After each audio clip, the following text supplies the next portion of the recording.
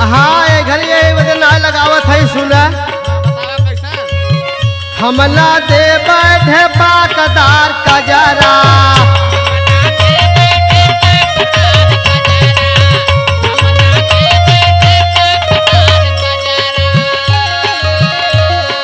गौआ के लोग सब ही मारे ला नजारा गौआ के लोग सब ही मारे ला नजारा हमला दे बैठे पाकदार कजरा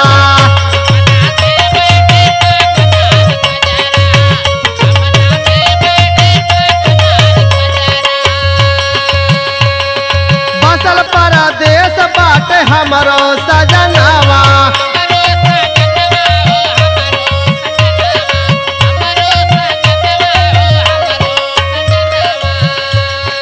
पिया बिन नीक नहीं लागे भवनवा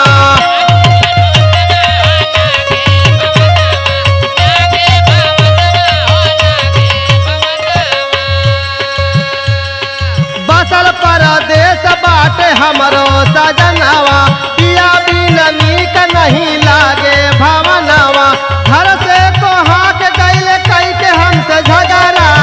घर से कोहा के गैले कई के हमसे झगड़ा हमला दे बैठे पाकदार कजरा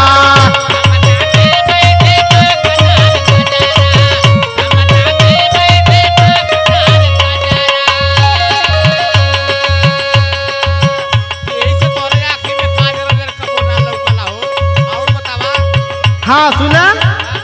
ललचेला देख सब ही हमरो जवानी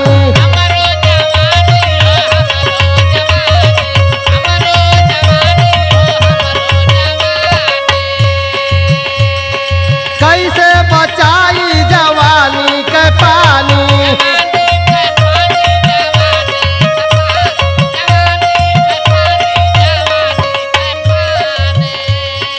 ललचेला देख सब ही हमरो जवानी कैसे बचाई जवानी के पानी देवरा निरा मोही ना आवेला पजरा देवरा निरा मोही ना आवेला पजरा हमला दे बैठे पाकदार कजरा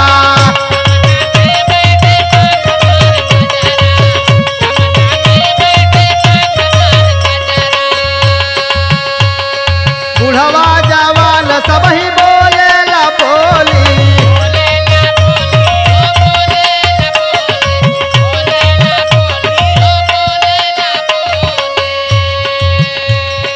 रहिया में छेकी मसक देला चोली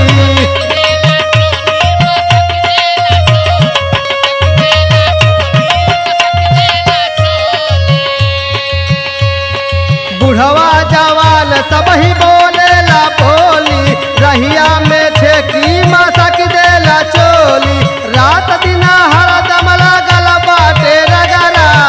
रात दिन हरदम लागल बाटे रगरा हमला दे बैठे पाकदार कजरा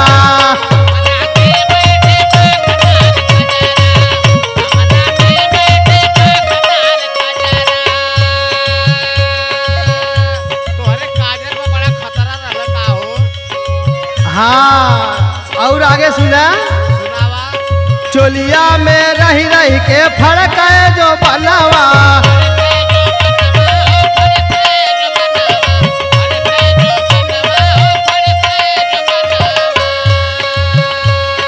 कितनो दबाई न माने मदनवा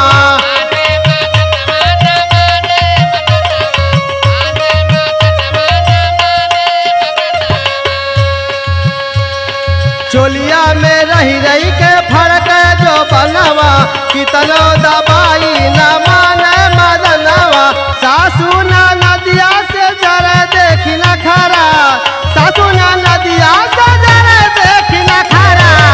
हमला दे बैठे पाकदार कजरा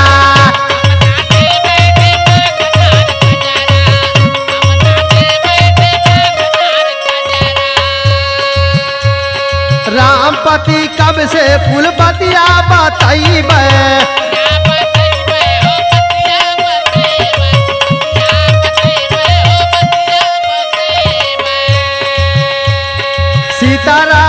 रघुबर के नाही बोलैबे।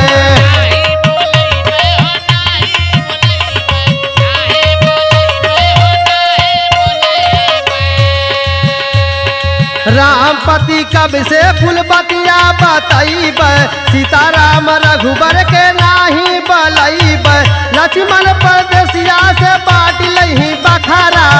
लक्ष्मण परदेसिया से बाट लही बखारा। हमला देबे ढेबा कदार कजरा।